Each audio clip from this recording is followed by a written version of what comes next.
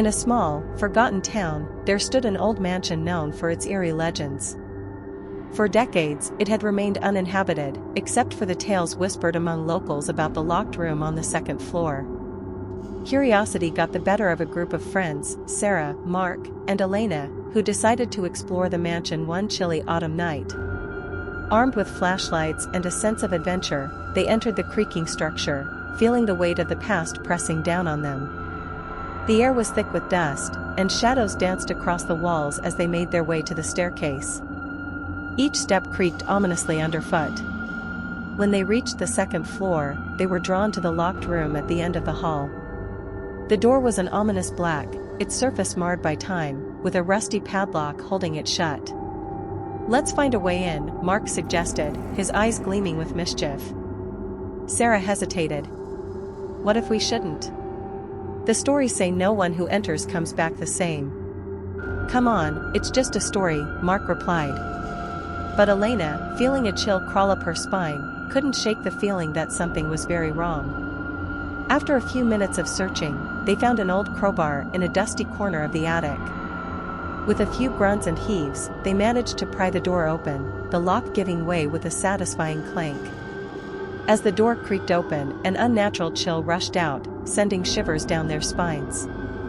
The room was shrouded in darkness, but as they shone their flashlights inside, they revealed a small, dimly lit space filled with old furniture draped in white sheets, as if waiting for an owner who would never return.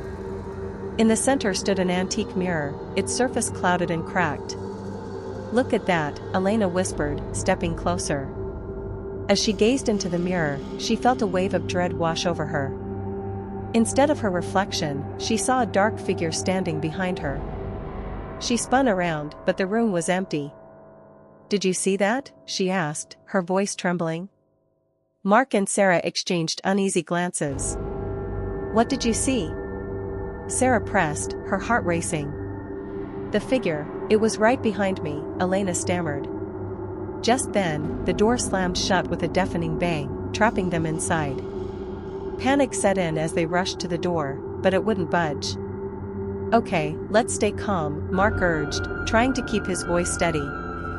"We'll find another way out." As they fumbled for their phones, the lights flickered, and shadows crept along the walls. The air grew thick, and a low whisper echoed around them, barely audible, but unmistakably chilling. "Leave, now." The trio huddled together, fear radiating from them. Suddenly, the mirror began to ripple, distorting their reflections into twisted, grotesque versions of themselves. They could see their eyes filled with terror, their faces twisted in anguish. "I can't take this," Sarah screamed, banging on the door. "We need to get out." Elena, still transfixed by the mirror, felt a pull towards it, as if something was beckoning her. "We have to look closer," she murmured, stepping forward. "Maybe it holds the key." "No. Don't," Mark shouted, but it was too late. As Elena touched the mirror, a cold hand shot out from the surface, grabbing her wrist and pulling her in.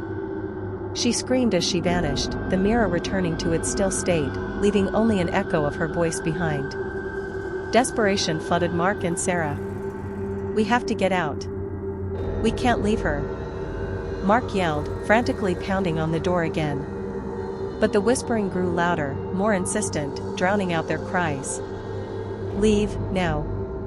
With no other option, they searched the room for anything they could use to escape. In a corner, they found an old, rusty window. They pushed it open, but the ground below looked like an abyss. The fear of what lay outside was almost as terrifying as the fate of their friend. Just then, the mirror began to shimmer again. This time, the distorted image of Elena appeared, her face contorted in horror. "Help me," she pleaded, reaching out through the glass. Mark hesitated, torn between saving his friend and the overwhelming dread of the room. But as the whispers grew louder, he made his choice. "We have to break the mirror," he shouted, grabbing the crowbar. He swung it with all his might, shattering the glass. The room erupted in chaos, wind howled, and shadows writhed as a dark force surged from the fragments. But as the last shard fell, a final scream echoed through the air, and then silence. With a sudden rush, the door swung open, and they stumbled out into the hallway, breathless and shaken. They ran down the stairs and out of the mansion, never looking back.